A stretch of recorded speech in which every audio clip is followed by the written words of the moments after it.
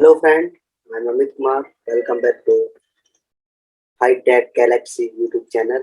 और आज हम पढ़ेंगे वर्डप्रेस क्या होता है, कैसे इंस्टॉल करते हैं और क्या यूज होता है। ओके, चलिए चलते हैं। होता है उसके लिए ये अलग हो गया। Okay, what is WordPress? WordPress is open source software you can use to create a beautiful website, blog और app। मीन्स मतलब आप वर्डप्रेस का यूज करके आप किसी भी टाइप की वेबसाइट बना सकते हो, कॉर्पोरेट या स्टैटिक, डायनामिक, ई कॉमर्स। अब इसमें आप कह रहे हो कि इस पर ये ओपन सोर्स क्या है? ओपन सोर्स मीन्स कि आप जो वर्डप्रेस कम्युनिटी जो भी फाइल बंडल प्रोवाइड करती है उस कोड को आप किसी भी सर्वर पे कहीं भी एडिट कर सकते हो, अपडेट कर सकते हो, इंस्टॉल कर सकते हो। वो फ्री ऑफ कॉस्ट है, कोई चार्ज नहीं करता है। Okay, like open source is a term used to describe the computer program that have source code that's available to study, modify and share. Okay,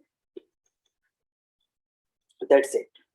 और इसके लिए हमें कुछ एप्लीकेशंस की भी नीड होगी जिस जो हमें डेटाबेस फैसिलिटी प्रोवाइड करती हैं, सर्वर फैसिलिटी प्रोवाइड करती हैं पर्टिकुलर सिस्टम में।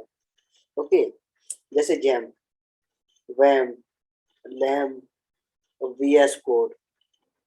GeM means cross platform Apache, MySQL, PHP and Perl.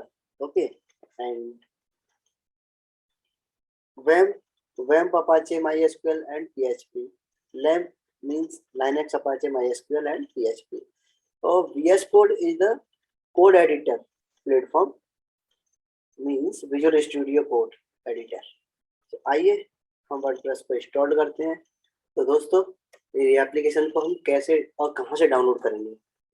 जैसे आप गूगल पे जाएंगे, google.com, और आप सर्च इंजन में टाइप करेंगे जैम, और जैम डालने पे ही आप उसे जाएंगे apache-friend.org।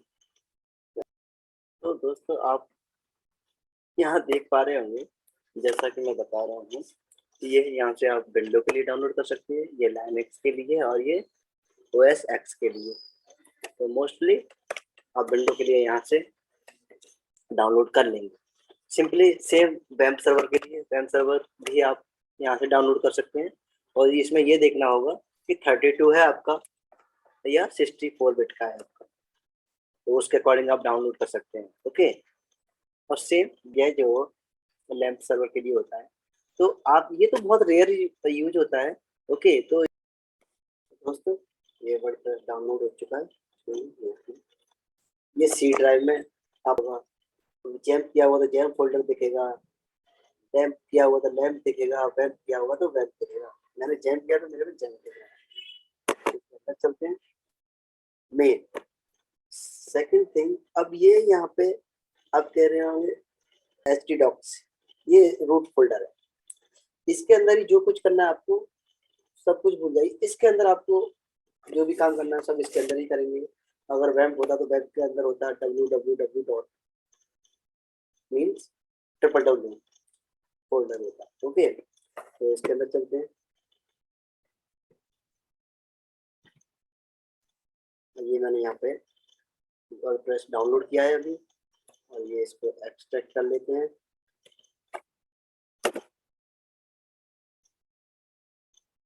ये हमने सेट किया और एक्सट्रैक्ट करने का ये आ गया हमारा। इसका नेम रख लेते हैं, जो वेबसाइट का नेम रखना है हमें,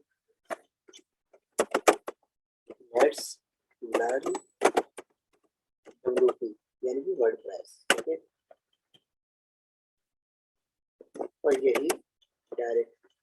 यही हमें डेटाबेस क्रिएट करना होगा। तो हम डेटाबेस क्रिएट भी कर देते हैं इसी में पढ़ने वाली इसकी। तो इसके लिए हम चलेंगे लोकल होस्ट PHP माई एडमिन। ओके, मैं आपको ब्राउज़र को दिखा देता हूँ। तो आपको ये इस टाइप का इंटरफेस दिखेगा, वहाँ पे आओगे आप, आपको न्यू डेटाबेस क्रिएट करना है। न्यू पे क्लिक करेंगे, ये अपना डेटाबेस नेम डालेंगे और क्रिएटेड। मैंने ऑलरेडी कर रखा है, जो है सॉरी नहीं किया है। चलो कर लेते हैं। Let's learn. ये फोल्डर का कुछ भी रख सकते हैं, बट बेटर ये होता है कि चीजें अगर नेमिंग कन्वेंशन जो भी होता है वो रिलेवेंसी उसमें ज्यादा होनी चाहिए, जो भी उसमें वर्क किया है उससे रिलेवेंट। अब मतलब आपके प्रोजेक्ट का नेम क्या है, अब बहुत इसमें बहुत सारे डेटाबेसेस होंगे, हो सकता है इन केस, तो आप कैसे कंफर्म करोगे, आपको याद तो रहेगा नहीं, बहुत रेयरली याद रहता है, बट फिर भी ओके। चलो क्रिएट करते हैं।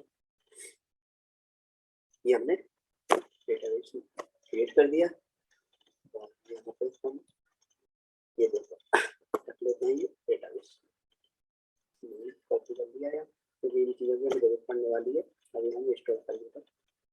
ओके, अब हम इंस्टॉल करते हैं लोकल होस्ट स्लैश, हमारे फोल्डर का नाम क्या था, ये पेस्ट कर दिया, एंटर दिया।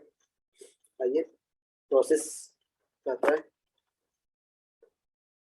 प्रोसेस करने के बाद ये आपको अभी कुछ इंस्ट्रक्शन देने वाला है, जो इंस्ट्रक्शन अभी हमें मिलने वाले हैं। ओके, अब यहाँ पे हम देख पा रहे हैं कि ये कई सारी लैंग्वेज में है, ऑलमोस्ट सारी लैंग्वेजेज में है, उर्दू है, फारसी है, मतलब चाइनीज भी है यहाँ तक कि आप देख सकते हो। तो कितना आप सोच सकते हो कि कितना पॉपुलर है, all over the world use करते हैं लोग इसे। ओके, कंटिन्यू करते हैं।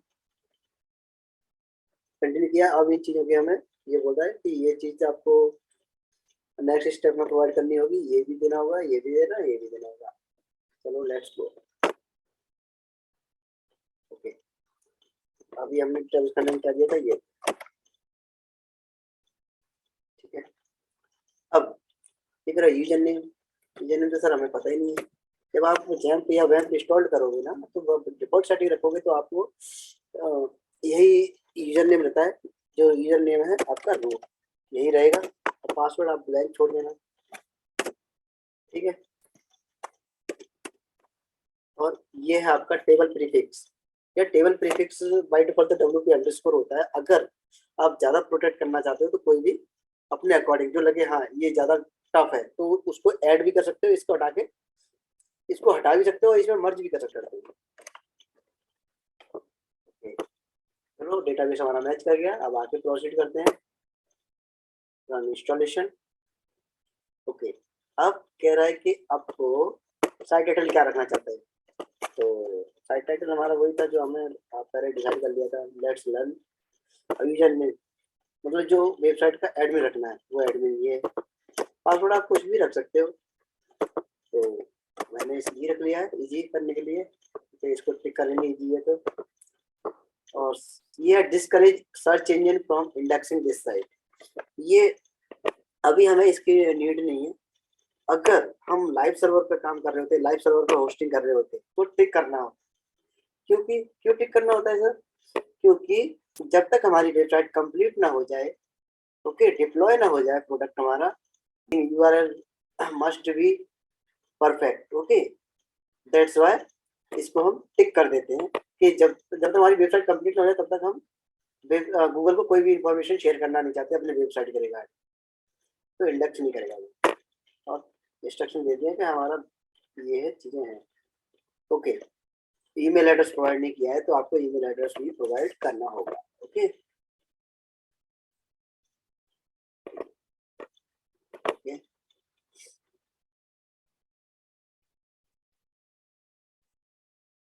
ये प्रोसेस कर रहा है, जैसा कि ये सक्सेसफुली रन हो चुका है। ओके, आप देख पा रहे हैं ये, चलो लॉगिन करते हैं इसको। लॉगिन पर क्लिक किया, अब ये हमने आपसे सॉरी ये टैब या यूआरएल आपसे मिस हो जाता है, तो आप क्या करोगे, वही होस्ट करेंगे, और उसके बाद हमारे वर्डप्रेस फोल्डर का नेम क्या रखा था हमने, दैट्स लर्न, तो वही रखेंगे, लोकल स्लैश दैट्स लर्न।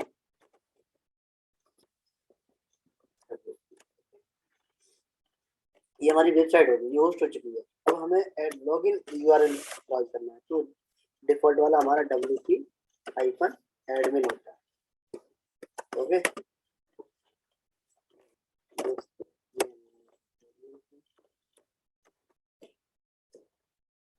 अब आप देख पा रहे होंगे हम